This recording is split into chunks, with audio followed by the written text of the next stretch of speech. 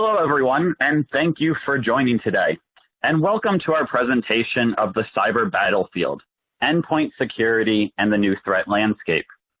My name is Ben Reed, and I am Senior Technical Strategist for ESET North America. And joining me today is Robert Westervelt, who is Research Manager for IDC Security Products. However, before I pass it over to him, I have a poll to gauge who is watching this webinar. And it's a very simple poll, and it's just asking, are you currently an ESET customer or partner? And as you can see, there are 3 different responses there, whether you're a customer, a partner, or neither.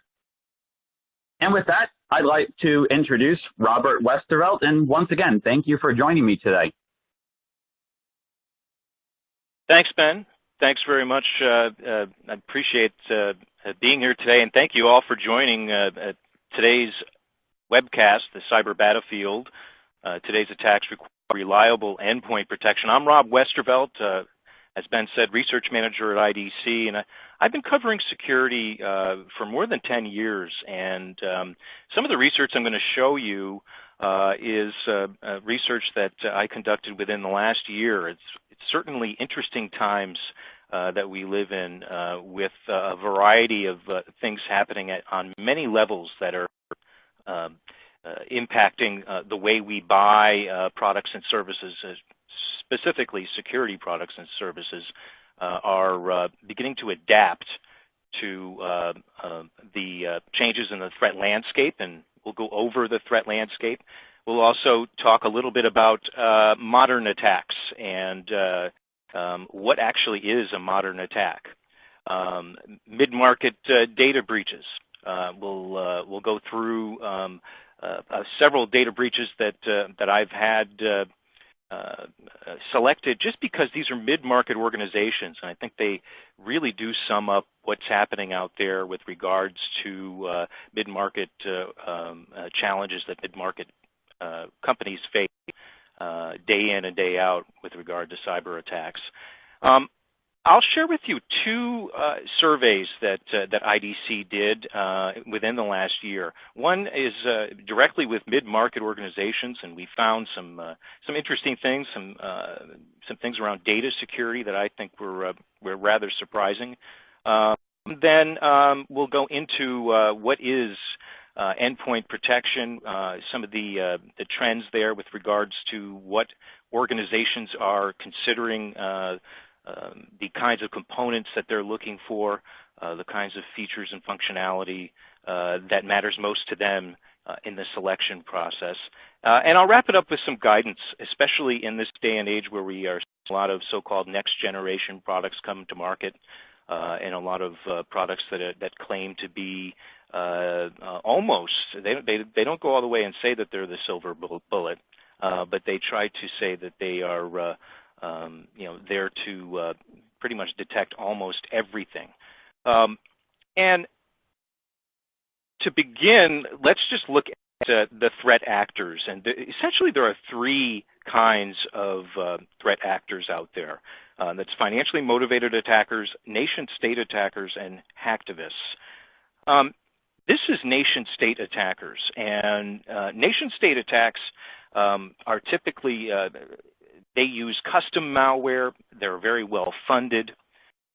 These are basically everything we've seen with regards to spying and cyber espionage, or physical spying back in the day, has become digital. So we're seeing cyber espionage. We're seeing attacks carried out in a way that nation states like to maintain persistence on the endpoint devices and record their targets' conversations, record their targets' strokes, for example. And these nation-state attacks, as I said, are well-funded, so they are typically very carried out in such a way that they use very difficult to see tactics that, like social engineering, they try to trick their target into clicking on a malicious link or on opening up a file attachment. And what we're seeing is that nation-state attackers and their tactics are typically filtered down to organizations, or to groups, attack groups like hacktivists and financially motivated cyber criminals. This is the hacktivist threat actor, and you see the kinds of attacks that they carry out, distributed denial of service attacks. We saw that a few years ago with the banking industry having to deal with groups like Anonymous and others targeting their systems to prevent end users or their customers from accessing their bank accounts. We're seeing more and more of DDoS for hire services out there, making it very easy for groups or individuals to rent a DDoS service, carry out an attack or multiple attacks against a target.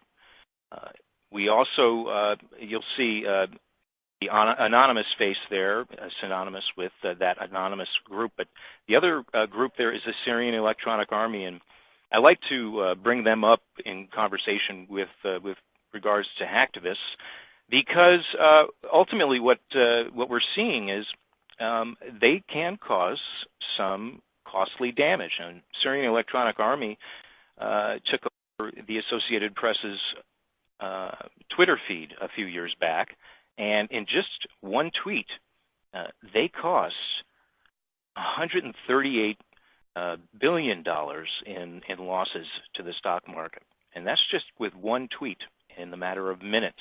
So it can be very costly.